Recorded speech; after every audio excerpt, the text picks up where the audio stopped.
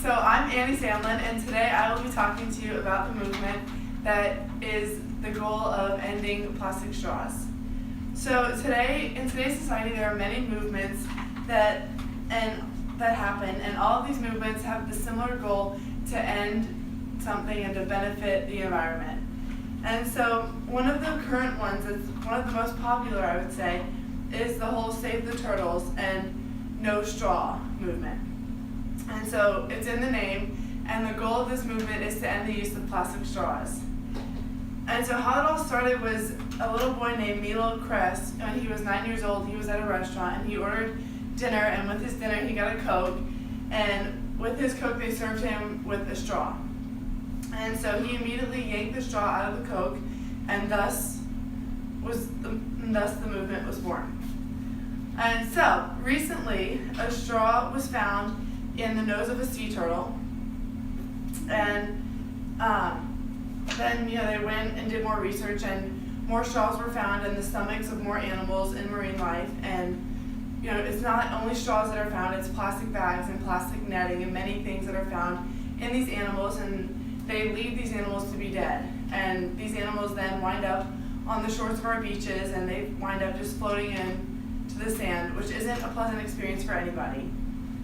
And so while there are many things that are found to be pollutants on our beaches, plastic straws are the most common. And so just some facts about plastic straws are that Americans use 500 million straws every day, and every day there are enough straws used that can wrap around the earth 2 times. And so, like I said, straws are the most common pollutant on our beaches, and while there are other things such as netting and plastic bags, straws are the most common. And straws are not only common on beaches, but they're common in everyday life. They're common in your coffee shops, at your dinner tables, in ice cream shops, at corner stores, in school cafeterias, and many other places. And in 2015, there was a viral video that was released, and it was of the sea turtle, and he was having a plastic straw removed out of his nose, and he was obviously very uncomfortable, and there was blood everywhere, and he was bleeding out of both nostrils, and he was whimpering and making all different noises, letting everybody know that he was very uncomfortable. And when this video went viral, everybody went insane. People took the side of the turtle and completely were against plastic straws, and this was exactly what this organization needed and what this movement needed, because it just put it on the fast track. It sped everything up, and it made a lot of people jump behind it. And so when you talk about removing plastic straws from everyday life, you think there needs to be a replacement. You can't just wipe straws out completely, because a lot of people do like to use them, and a lot of people require the use of them. And so the organization and everybody else in society has taken this into account, and they have come up with things like metal straws and bamboo straws and paper straws and straws that are made out of plastic that you don't throw away. They're made out of hard plastic.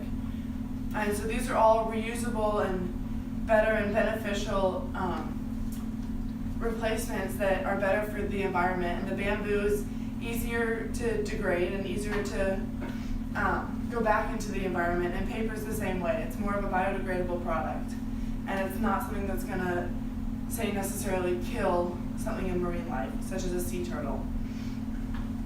And when I speak of plastic straws were first used by hospitals, and this was because they found out that diseases were less spread when you used a plastic straw, when you use a paper straw rather than a plastic straw. But when plastic was first introduced, it was the new and shiny thing, and everybody wanted it, and it just completely boomed in its production, and it hasn't really slowed down since. And this movement has slowed the production of plastic straws, and it has slowly started to make the producers of plastic straws become less of a competitor for everybody else, but it hasn't completely wiped it out yet. And plastic straws are still in use today.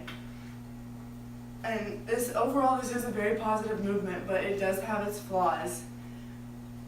There are other things out there that can kill marine life. It's not only plastic straws. It's things like plastic bags, glass bottles, netting, ghost netting, fishing line, many different things that just get thrown out. Aluminum cans, anything can kill a marine animal.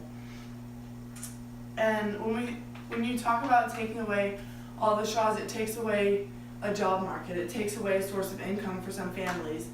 And that is a hard pill to swallow, but I feel like with all of the new replacements, those jobs will be replaced successfully through the production that will be needed to make all of the metal straws and the bamboo straws and the paper straws and everything that can be a reusable replacement for these.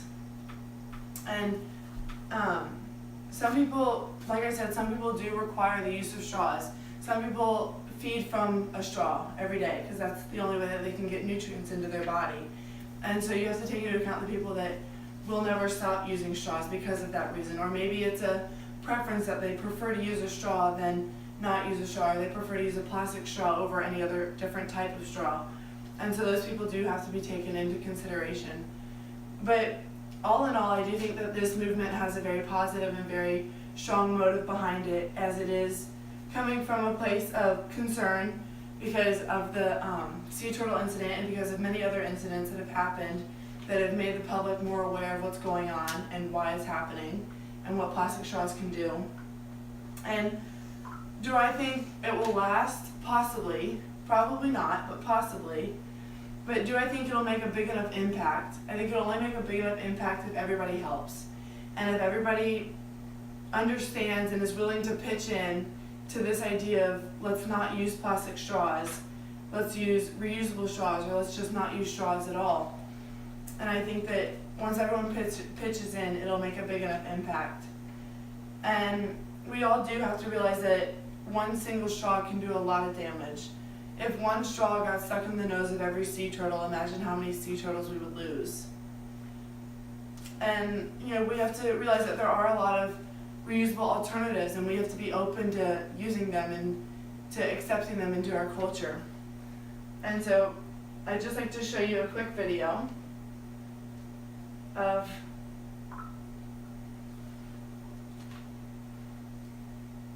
the turtle that got, this is a turtle that got its, that got a fork stuck in its nose.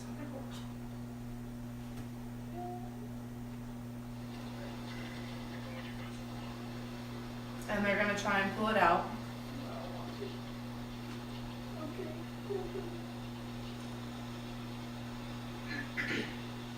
And so it takes them a couple times. Everybody's talking about it here. So we've got to wait. And so it takes them a couple times, but they pull it out eventually.